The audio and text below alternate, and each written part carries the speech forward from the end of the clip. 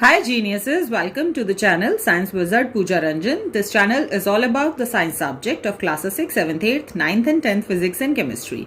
If you are new to my channel, you can subscribe to the channel for more science videos, and if you like the explanation then please press the like button and you can share this video with your friends, family and the classmates.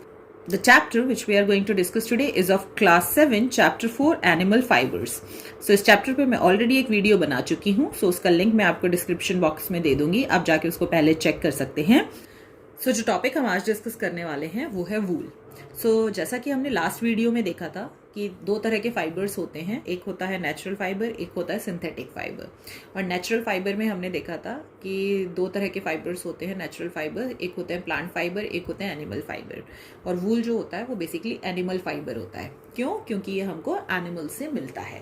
Okay, now the next question arises कि ये जो fibre है वूल, ये हमारे किस use में आता है। So the first thing is that all of you know that कि जो वूल है उससे हम वूलन क्लॉथ्स बनाते हैं जो कि हम ठंड में पहनते हैं, जो कि हमें ठंड से बचा रहा है। सो सबसे पहली चीज़ हम ये समझते हैं कि वूलन क्लॉथ्स जो होते हैं वो आपको ठंड से बचाते कैसे हैं। सो नाउ पहले ये समझना पड़ेगा कि ठंड लगती क्यों है।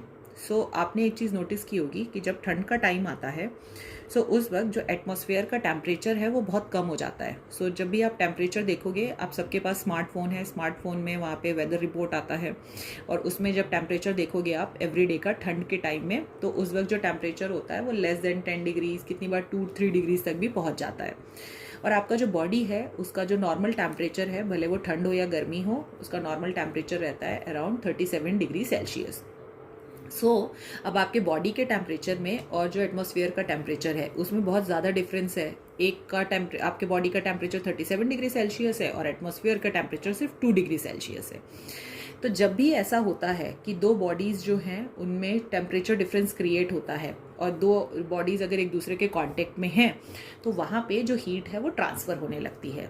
अब हीट कहाँ से कहाँ ट्रांसफ़र होगी? तो हीट ट्रांसफ़र होती है उस बॉडी से जो कि हाई टेम्परेचर पे है to the body which is at the low temperature. So ठंड के टाइम में क्योंकि आपके बॉडी का जो हीट है वो ज़्यादा होता है as compare to the atmospheric heat, so इसीलिए जो हीट है वो आपके बॉडी से निकल के बाहर एटमॉस्फेयर में जाती है। और क्योंकि आपके बॉडी जो है वो हीट लूज कर रहा है तो इसीलिए आपको ठंड लगती है। Now the next question arises कि ये जितने भी वूल यील्डिंग एनिमल्स होते हैं या फिर जो उनके वूल से आप स्वेटर्स बनाते हैं, वूलन क्लॉथ्स बनाते हैं, वो आपको ठंड से कैसे बचाते हैं। जैसे आप स्वेटर पहनते हो तो होता क्या है कि आपके बॉडी और स्वेटर के बीच में जो एयर है, क्योंकि एयर सब जगह है, तो जब आप स्वेटर पहन रहे होते हो तो उसमें क्या होता है कि आपके बॉडी और स्वेटर के बीच में जो एयर है वो ट्रैप हो जाती है। ट्रैप होने का मतलब है फंस जाती है। अब वो आपके स्वेटर से बाहर नहीं निकल सकती, जो एयर ट्रैप हो गई है आपके स्वेटर और बॉडी के बीच में। ठीक है, अब क्योंकि एयर जो होता है that is the poor conductor of heat, तो इसीलिए उसके थ्रू हीट पास नहीं हो पाती। अब क्या हुआ, आपकी बॉडी है, बॉडी के बाद जो एयर है वो ट्रैप हो गई है और अब आपका वूलन क्लॉथ है। अब दोनों के बीच में क्योंकि एयर ट्रैप हो गई है तो अब वो एयर जो है उसके थ्रू हीट पास नहीं कर पा रही, तो इसीलिए अब आपकी बॉडी जो है वो हीट लूज नहीं कर पाती है इनटू द एटमॉस्फेयर। और क्योंकि आपके बॉडी की हीट आपके बॉडी में ही रहती है और इसीलिए आपको गर्म फील होता है जब आप वूलन क्लॉथ्स पहनते हैं। इन द सेम वे जो वूल यील्डिंग एनिमल्स होते हैं, आपने नोटिस किया होगा जनरली ये वो जानवर होते हैं जो कि ठंडे एरिया में पाए जाते हैं। तो ज़्यादातर ठंडे एरिया में ये जानवर इसलिए पाए जाते हैं क्योंकि जब ठंड का टाइम होता है तो आपके पास तो वूलन क्लॉथ्स हैं, ब्लैंकेट्स हैं, घर है, आप अपने आप को ठंड से बचा सकते हो। बट ये एनिमल्स जो हैं ये अपने आप को ठंड से कैसे बचाते हैं? तो इनके बॉडी पे जो हेयर ग्रो होते हैं जिसको कि हम वूल कहते हैं, यही वूल क्या करता है, सेम एयर जो है उसके बीच में ट्रैप हो जाती है वूल फाइबर्स के बीच में, और फिर उसके बाद वो उनके बॉडी के हीट को लूज नहीं होने देता है एटमॉस्फेयर में, और जिसके कारण जो वूल यील्डिंग एनिमल्स है उनकी बॉडी गर्म रहती है। और इसीलिए कहा जाता है कि ठंड के टाइम में वूल है किसी भी वूल यील्डिंग एनिमल्स के बॉडी से उसको शेयर नहीं करना चाहिए, कट नहीं करना चाहिए। कब करना चाहिए? जब गर्मी का टाइम आ जाता है तो अब उस वूल की जरूरत नहीं है उनके बॉडी पे, उस वक्त आप उसको कट कर सकते हैं ताकि जब नेक्स्ट ठंड का टाइम आए तब जो उनके बॉडी पे वूल जो है वो नया ग्रो हो जाएगा तब तक। Now the next question is कि जो फ्लीस ऑफ शीप होता है, now what is this fleece of sheep? So fleece of sheep मतलब कि वही जो वूल ग्रो होता है ना, वूल का जो कोट होता है उनके बॉडी पे जो ग्रो होता है किसी भी वूल यील्डिंग एनिमल के, तो like in the case of a sheep, so उनके शीप के बॉडी पे जो भी वूल का कोट है उसी को हम फ्लीस कहते हैं, ठीक है। सो ये जो फ्लीस ऑफ शीप होता है इसमें 2 तरह के फाइबर्स होते हैं। सो मतलब उनकी बॉडी पे जो हेयर ग्रो हो रहे हैं, जिसको कि आप वूल कह रहे हो, वो 2 तरह के फाइबर्स होते हैं उसमें। एक होता है आपका course beard hair. So course का मतलब होता है बहुत ही रफ, तो जैसे दाढ़ी के बाल होते हैं ना, वो बहुत ही ज्यादा रफ होते हैं, हार्ड होते हैं। इन द सेम वे एक तरह का जो फाइबर होता है वो बहुत ही रफ और हार्ड होता है, और एक तरह का फाइबर जो होता है वो बहुत ही थिन और सॉफ्ट होता है, ठीक है। तो ये जो थिन और सॉफ्ट हेयर होते हैं ये जनरली ग्रो करते हैं close to the skin. So जो भी हेयर आपके close to the skin grow करते हैं वो बहुत ही फाइन और सॉफ्ट होते हैं, और दूसरा जो फाइबर होता है वो बहुत ही कोर्स होता है, रफ होता है। अब यूजुअली अगर आपको प्रेफर करना हो कौन से फाइबर से बना हुआ जो वुलन क्लॉथ है पहनना प्रेफर करोगे, सो ऑब्वियसली फाइन और सॉफ्ट। इसीलिए ये जो फाइन अंडर हेयर्स होते हैं इन्हीं फाइबर से आपके जो वुलन क्लॉथ से बनाए जाते हैं। सो इसका मतलब कि अगर कोई ऐसी शीप है जिसके बॉडी में बहुत ज्यादा कोर्स बियर्ड हेयर ग्रो हो रहे हैं, सो उस शीप के जो वूल है वो किसी भी यूज का नहीं है, ठीक है, क्योंकि जनरली जो वुलन क्लॉथ्स हैं वो तो फाइन सॉफ्ट हेयर से ही बनेंगे, ठीक है। अब यहाँ पर साइंटिस्ट क्या करते हैं, इसीलिए वो ब्रीड करवाते हैं, ठीक है। ब्रीड करवाने का मतलब हुआ कि मेट करवाते हैं। सो आपने एक चीज नोटिस की होगी कि जब भी जो बच्चा पैदा होता है तो उसमें मॉम के भी कैरेक्टरिस्टिक्स होते हैं और डैड के भी कैरेक्टरिस्टिक होते हैं। वो कुछ मम्मा के जैसा दिखता है, कुछ पापा के भी जैसा दिखता है, ठीक है। तो इन द सेम वे शीप के संग भी ऐसे ही होता है। तो मान लो कोई शीप है जिसके पास की जिसके बॉडी पे जो कोर्स बियर्ड हेयर है वो ज्यादा हो रहे हैं, ठीक है। तो अब पर हमारे लिए ज्यादा यूजफुल क्या है, वो फाइन और सॉफ्ट हेयर जो कि ग्रो होते हैं क्लोज टू द स्किन। सो उसके लिए जो साइंटिस्ट होते हैं वो क्या करते हैं, ऐसे शीप जिनके बॉडी पे कोर्स बियर्ड हेयर है उनको मेट करवाया जाता है ऐसे शीप्स के संग जिनके बॉडी पे ज्यादा सॉफ्ट हेयर ग्रो होते हैं, ठीक है। तो अब उससे क्या होगा कि जो नया बेबी फॉर्म होगा वहां पे उसमें मम्मी के भी कैरेक्टरिस्टिक्स आएंगे, तो उससे क्या है कि वहां पे उसके बॉडी में सॉफ्ट हेयर ग्रो होना शुरू हो जाएंगे। और इस ढंग से मेटिंग करवा करवा के वहां पे क्या किया जाता है, ब्रीडिंग करवा करवा के ऐसा शीप डेवलप कर दिया जाता है कि जिसके बॉडी पे ज्यादा सॉफ्ट हेयर ग्रो हो, ठीक है। सो इसीलिए ऐसे शीप्स ज्यादा यूजफुल होंगे उनके लिए। सो ऐसे शीप्स जो हैं जिनके बॉडी पे ज्यादा सॉफ्ट हेयर ग्रो होते हैं, ये जो शीप्स होते हैं ये बेटर क्वालिटी ऑफ वूल भी देते हैं, और प्लस जो यील्ड पर शीप होता है वो भी बहुत ज्यादा होता है। तो ये ज्यादा बेनिफिशियल है, ज्यादा प्रॉफिटेबल होता है, जो कि शीप को रेयर करते हैं, पालते हैं उनके लिए। Now the next topic is other types of wool. So generally हमारे दिमाग में जब वूल यील्डिंग एनिमल की बात करते हैं तो हमारे दिमाग में शीप आता है, ठीक है। बट शीप के अलावा भी बहुत सारे ऐसे एनिमल हैं जो कि हमें वूल देते हैं। सो सबसे पहले एल्पेका, लामा और कैमल, ये 3 जो एनिमल्स हैं ये बेसिकली बिलोंग करते हैं टू द कैमल फैमिली, और ये तीनों एनिमल्स जो हैं वो वूल यील्ड करते हैं। सो यहाँ पर बेसिकली जो इनके फ्लीस होते हैं, मतलब कि इनके बॉडी पे वो जो वूल की कोट होती है, ठीक है, तो वो जो सपोज करो कि this is the fibre, okay. So मैंने ये कॉटन बॉल लिया है, इसमें से ये छोटा सा पीस मैंने बाहर निकाल लिया है। ये जो बहुत छोटे छोटे से आपको दिख रहे हैं ये कॉटन के फाइबर्स हैं, ठीक है। तो सेम उनके बॉडी पे जो हेयर ग्रो होते हैं, तो जो एक हेयर होता है उसको हम कंसीडर करते हैं as one of the fibre. So उस फाइबर से यार्न बनाया जाता है। कैसे बनाते हैं फाइबर से यार्न? सो बेसिकली उसको स्पन करते हैं। स्पन का मतलब है कि उसको ट्विस्ट और टर्न करते हैं। तो एज यू आर सीइंग, मैं कॉटन के संग आपको करके दिखा रही हूँ। तो जैसे आप इसको ट्विस्ट और टर्न करेंगे, जो कि चरखा करता है बेसिकली गांधी जी का, एग्जैक्टली, ठीक है। तो ऐसे ट्विस्ट और टर्न करके जो फाइबर है उससे यार्न बनाया जाता है, और इसी यार्न से कि जब वीविंग की जाती है तो उससे आपका वुलन क्लॉथ फॉर्म होता है। सो वो जो फाइबर्स होते हैं इनके बॉडी पे वो बहुत ही सॉफ्ट होते हैं, वार्म होते हैं और लाइट वेट होते हैं। So that's why they can be used to form the woollen clothes. Next type का जो आपका वूल होता है वो कश्मीरी होता है। ये जो वूल होता है ये बहुत ही एक्सट्रीमली सॉफ्ट होता है और रेजिलियंट होता है। सो ये जो दो प्रॉपर्टीज़ हैं इसकी, ये इसको बहुत ही ज़्यादा एक्सपेंसिव बना देती हैं। सो रेजिलियंट का मतलब हुआ कि जैसे आपने नोटिस किया होगा कि जब भी बहुत सारे स्वेटर्स जो होते हैं जब आप उनको पहनते हो ना, तो वो एक बार स्ट्रेच हो जाते हैं अगर, तो फिर वो अपने नॉर्मल शेप में वापस नहीं आते हैं, ठीक है, वो लूज हो जाते हैं। अगर कोई मोटा आदमी पहन ले किसी पतले आदमी का स्वेटर और एक बार अगर वो स्ट्रेच हो गया तो फिर वापस से वो जो स्वेटर है वो अपने ओरिजिनल स्टेट में नहीं आता है। बट जो कश्मीरी वूल होते हैं वो रेजिलियंट होते हैं, ठीक है, they again come back to their original state. इनके ऊपर जल्दी रिंकल्स नहीं आते हैं, आते भी हैं तो अपने आप ही ठीक हो जाते हैं। This is the meaning of resilient basically. So क्योंकि ये सॉफ्ट होते हैं, रेजिलियंट होते हैं और इजी टू डाई फाइबर होते हैं, सो इसीलिए ये बहुत ही रेयर हैं, एक्सपेंसिव भी होते हैं और इनको बेसिकली एक ही बार निकाला जाता है from the bellies of the Kashmiri and other goats. So generally ये जो वूल होता है ये हमें कश्मीरी और दूसरे गोट्स से मिलता है जो कि ज़्यादातर पाए जाते हैं only in the mountain of China और तिब्बत। ये जो वूल है वो एक ही बार निकाला जाता है from these animals in a year. Next is the अंगूरा वूल। इनको कॉम किया जाता है फ्रॉम द अंगूरा रैबिट। सो ये जो वूल है ये आपको अंगूरा रैबिट से मिलता है। ये भी बहुत ही सॉफ्ट होता है, फ्लफी होता है और बहुत ही वार्म फाइबर होता है। Next is the mohair. इनको स्पन किया जाता है from the fleece of the अंगूरा गोट। सो मोहेर आपको अंगूरा गोट से मिलता है। ये एक्सट्रीमली लाइट वेट होता है और ये अंगूरा गोट जो होते हैं ये जनरली आपको पाए जाते हैं into the hilly region such as Jammu and Kashmir. So यहाँ पे बहुत सारे बच्चे कंफ्यूज जाते हैं कि अंगूरा वूल जो है वो अंगूरा गोट से मिलता है। सो हमेशा याद रखना, अंगूरा वूल जो है वो आपको अंगूरा रैबिट से मिलता है और मोहेर जो है वो आपको अंगूरा गोट से मिलता है जो कि जम्मू एंड कश्मीर में पाया जाता है। And the last is the yak wool. ये सबसे ज्यादा पॉपुलर है तिब्बत और लद्दाख में और ये जनरली निकाला जाता है from the yak body. Now the next topic is from hair to wool.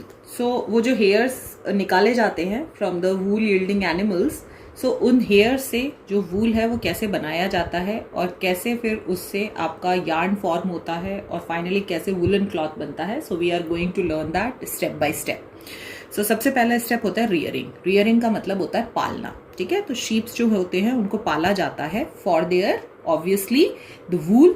So sheeps जो होते हैं उनको पाला जाता है ऐसे एरिया में जहाँ पे कि जो रेनफॉल है वो बहुत कम होता है। पहला रीज़न ये है कि जहाँ पे बहुत ही कम बारिश होती है तो उनके जो बाल हैं वो बहुत ज़्यादा गीले नहीं होते, क्योंकि अगर बाल बहुत ज़्यादा गीले होते हैं तो जो बाल हैं उनमें से जो मॉइस्चर है वो रिमूव हो जाता है हेयर्स में से और जो बाल हैं वो रफ हो जाते हैं उनका टेक्सचर, ठीक है। और सेम चीज़ आपने एक नोटिस की होगी, जुलाई का टाइम होता है और अगस्त का टाइम होता है जब बहुत ज़्यादा बारिश होती है। सो बहुत ज़्यादा एटमॉस्फेयर में मॉइस्चर होता है, ठीक है। तो उसके कारण क्या होता है, बहुत ज़्यादा स्वेटिंग होती है आपकी बॉडी से और बहुत ज़्यादा पसीना होता है, तो जो आपके बाल हैं वो बहुत ही चिपचिपे से हो जाते हैं, गंदे बहुत जल्दी होते हैं। सो इसी the same happens with sheep also. So इसीलिए इनको ऐसे एरिया में पाला जाता है जहाँ पे बारिश बहुत कम होती है, मॉइस्चर कम हो। नेक्स्ट, इंडिया में इनको जनरली पाला जाता है in the hills of the Jammu and Kashmir, Himachal Pradesh, Uttarakhand, Arunachal Pradesh and Sikkim. जो शीप होता है उसका जो लाइफ स्पैन होता है वो 10 से 12 साल का होता है। जनरली ये हर्बीवोरस एनिमल्स होते हैं, सो ये आपके ग्रास और लीव्स खाते हैं। सो जो शीप को रियर किया जाता है, पाला जाता है, वो उसका मेन पर्पस होता है पालने का कि उसके जो वूल हैं, जो बॉडी हेयर्स हैं, वो बहुत ज़्यादा सॉफ्ट ग्रो हों, फाइन ग्रो हों, जिससे कि उसको यूज़ किया जा सके in order to make the woollen cloths. So इसीलिए उनको अच्छा खाना दिया जाता है, like the mixture of pulses, corn, jowar, oil cakes and minerals, ताकि उनके बॉडी पे जो हेयर ग्रो हो रहे हैं वो बहुत ही सॉफ्ट और फाइन हो। नेक्स्ट, विंटर में उनको अंदर रखा जाता है, क्योंकि जब विंटर में आप बाहर रखोगे तो होता क्या है कि ओस पड़ती है रात को, ठीक है। तो ओस के कारण उनके जो हेयर हैं वो गीले हो सकते हैं और गीले होने के कारण उनके हेयर का टेक्सचर जो है वो खराब हो सकता है। सो इसीलिए उनको अंदर रखा जाता है और ठंड में उनका बॉडी गर्म रहे इसके लिए उनको फीड किया जाता है ड्राई फॉडर और पत्तियां खिलाई जाती हैं और ग्रेन्स खिलाए जाते हैं उनको। अब जब पाल लिया आपने तो जो नेक्स्ट स्टेप होता है वो होता है शेयरिंग। शीप की बॉडी के ऊपर जो थिक कोट ऑफ हेयर है जब वो डेवलप हो जाता है, सो उसके बाद उसको शेव ऑफ किया जाता है, ठीक है, in order to get the wool. So यही जो प्रोसेस होता है of removing the wool from the sheep, इसको हम शेयरिंग कहते हैं। अब ये जो शेयरिंग होता है इसको मैन्युअली किया जाता है with the help of the large razor. और जैसे आपने देखा होगा, नोटिस किया होगा कि जैसे आपके फादर के जो बियर्ड के हेयर होते हैं, दाढ़ी के बाल, ठीक है, तो वो कैसे हटाते हैं अपने दाढ़ी के बाल, with the help of the razor. So in the same way जो शीप है उसके बॉडी पे जो बाल होते हैं उनको मैन्युअली रेजर की मदद से निकाला जाता है, ठीक है, और या फिर शेयरिंग मशीन भी यूज कर सकते हैं। और दूसरी चीज, बहुत सारे बच्चों के मन में ये डाउट होता है कि जब ये बाल उनके बॉडी पे से निकाल रहे होते हैं तो क्या उनको पेन नहीं होता शीप को? सो ऑब्वियसली नहीं होता। जैसे आप अपने बाल कटवाने जाते हो तो क्या आपको कोई दर्द होता है? नहीं होता ना, क्योंकि जो हेयर होते हैं वो डेड सेल्स होते हैं। इन द सेम वे जो शीप होता है उनके बॉडी पे जो हेयर ग्रो होते हैं वो भी डेड सेल्स होते हैं, तो उनको निकालने में शीप को कोई पेन नहीं होता है। बस एक चीज का ध्यान रखा जाता है कि ये जो शेयरिंग की जाती है ये हमेशा ठंड के टाइम में ना की जाए, गर्म मौसम में किया जाए, जो कि मैं ऑलरेडी एक्सप्लेन कर चुकी हूँ, क्योंकि ठंड के टाइम में वो जो उनके बॉडी पे वूल ग्रो हो रहा है वो उनको ठंड से बचाने में हेल्प करता है। अब जब आपने शेयरिंग कर ली, उनके बॉडी से वूल निकाल लिया, अब the next process is the scoring, ठीक है। तो अब ये जो शेयर्ड हेयर होते हैं मूव किया जाता है टू द टब जो कि फिल्ड होता है विद द सोपी वाटर, ठीक है। तो अब जो शेयर्ड हेयर हैं उनको क्लीन करना होता है, सो इसीलिए उनको वापस से ऐसे टब में डाला जाता है जिसमें सोपी वाटर होता है, जिससे कि उनके बालों पे जितना भी डस्ट हो, डर्ट हो, ग्रीस हो, वो सबका सब रिमूव हो जाए। और इसी प्रोसेस को हम स्कोरिंग कहते हैं। और उसके बाद फिर इनको पास किया जाता है through the series of the rollers and the dryers. So it's exactly जैसे आप अपने बाल शैम्पू कर रहे हो ना, तो वैसे ही जो वूल है उसको एक्सट्रैक्ट किया जाता है from the body of the sheep, और फिर उसके बाद उसको वॉश किया जाता है। तो जैसे आप शैम्पू लगा रहे हो तो वहां पे भी जो सोपी वाटर है उसको यूज करके उसके हेयर के ऊपर जितना भी डर्ट और ग्रीस होता है निकाल देते हैं। और इन द सेम वे जब आप बाहर आते हो तो अपने बालों को सुखाने के लिए ड्रायर यूज करते हो, रोलर्स यूज करते हो उसको स्ट्रेट करने के लिए। तो इन द सेम वे यहाँ पे भी उनके बालों को स्ट्रेट करने के लिए और ड्राई करने के लिए रोलर्स और ड्रायर्स यूज किए जाते हैं। फिर उसके बाद सॉर्टिंग की जाती है। तो जैसा कि हमने पहले भी डिस्कस किया था कि जो फ्लीस होता है of the wool yielding animal वो दो तरह के होते हैं, एक होता है रफ और कोर्स और एक होता है फाइन एंड सॉफ्ट, ठीक है। तो डिपेंडिंग अपॉन देयर टेक्सचर कि वो कोर्स है या सॉफ्ट है, उनके जो हेयर्स हैं उनको सेपरेट किया जाता है। The next process is removing the बर, ठीक है। तो जो बर होता है वो सॉफ्ट फ्लफी फाइबर होता है वूल में। सो आपने नोटिस किया होगा जैसे कभी कभी आप स्वेटर पहन के सो जाते हो ना, तो उसके ऊपर छोटे छोटे से ऐसे बॉल्स जैसे बन जाते हैं, उसी को हम बर कहते हैं, ठीक है। तो ये रिमूव करना होता है बर को फ्रॉम द वूल, और ये मैन्युअली किया जाता है। Now the next process is dying. तो जनरली जो शीप के जो हेयर्स होते हैं वो वाइट कलर के होते हैं, ब्राउन होते हैं, ब्लैक होते हैं। बट अगर आपको किसी और कलर का स्वेटर बनाना है या किसी और कलर का कोई वूलन क्लॉथ बनाना है तो आपको उस कलर में उसको डाई करना होता है। And now the next process is making the yarn. फिर वो जो हेयर होते हैं उनके बॉडी के उसको हम फाइबर कहते हैं। फिर फाइबर को क्या किया जाता है, कॉम किया जाता है, स्पन किया जाता है, ठीक है। तो उनको कॉम कर देते हैं जिससे कि उसमें कोई भी नॉट्स नहीं रहें। और फिर उसके बाद उनके हेयर्स को स्पन किया जाता है, जैसा मैंने आपको वीडियो में दिखाया, उसको ट्विस्ट और टर्न किया जाता है जिससे कि उसको यार्न में कन्वर्ट किया जा सके। और फिर उसके बाद उस यार्न की वीविंग की जाती है या फिर निटिंग की जाती है, उससे आपका स्वेटर बन जाता है। अब वीविंग और निटिंग में एक डिफरेंस होता है कि जो निटिंग है वो सिर्फ एक थ्रेड से की जाती है और जो वीविंग है वो 2 थ्रेड से की जाती है। This is the main difference. So आपके घरों में जो दादी स्वेटर बुनती है ना, तो उस प्रोसेस को हम निटिंग कहते हैं, ठीक है।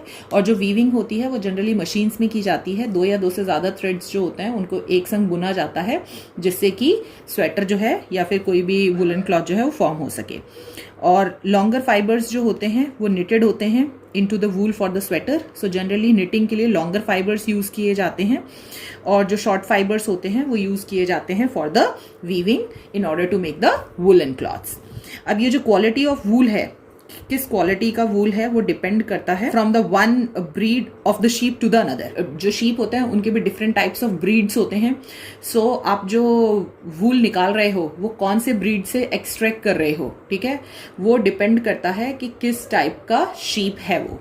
ओके, सो बहुत सारे शीप्स मैंने बताए थे उनके बॉडी पे बहुत रफ हेयर ग्रो होते हैं, बहुत सारे शीप्स जो होते हैं उनके बॉडी पे बहुत ही फाइन और सॉफ्ट हेयर भी ग्रो होते हैं। So depending upon the sheep उसके बॉडी पे कौन सा हेयर ग्रो हो रहा है, सो उस टाइप का वूल आपको मिलेगा। Now the quality is decided on the basis of the thickness, length, shine and the strength and color of the fiber. So जो वूल है वो किस क्वालिटी का है और वो कितना एक्सपेंसिव होगा वो टोटली डिपेंड करता है कि उसका थिकनेस क्या है, लेंथ क्या है, शाइन क्या है, स्ट्रेंथ क्या है और कलर क्या है उसके फाइबर का। जैसे कि लोही जो है वो एक ब्रीड है आपके शीप का जिसका जो वूल है वो बहुत ही गुड क्वालिटी का होता है। फिर नाली जो है वो एक और ब्रीड है शीप का, उसका जो वूल होता है वो कारपेट वूल होता है, मतलब रफ होता है जिससे कारपेट बनाया जाता है। फिर बकरवाल एक ब्रीड है शीप का जिससे कि वूलन शॉल्स बनाई जाती हैं। फिर मारवाड़ी एक ब्रीड है शीप का जिसके जो वूल होते हैं वो बहुत ही कोर्स होते हैं। पाटनवाड़ी ब्रीड है शीप का जो कि यूज होता है फॉर मेकिंग द हॉसरी। जो स्टॉकिंग्स होते हैं, जो सॉक्स होते हैं, जो ग्लव्स होते हैं, वो इसी वूल से फॉर्म किया जाता है। So this is it about this video. In the next video we are going to discuss the next topic, that is the silk and the sericulture. अगर इस टॉपिक में अगर आपको कोई भी डाउट है, so you can ask me in the comment section. We will meet in the next video. Till then take care, bye bye.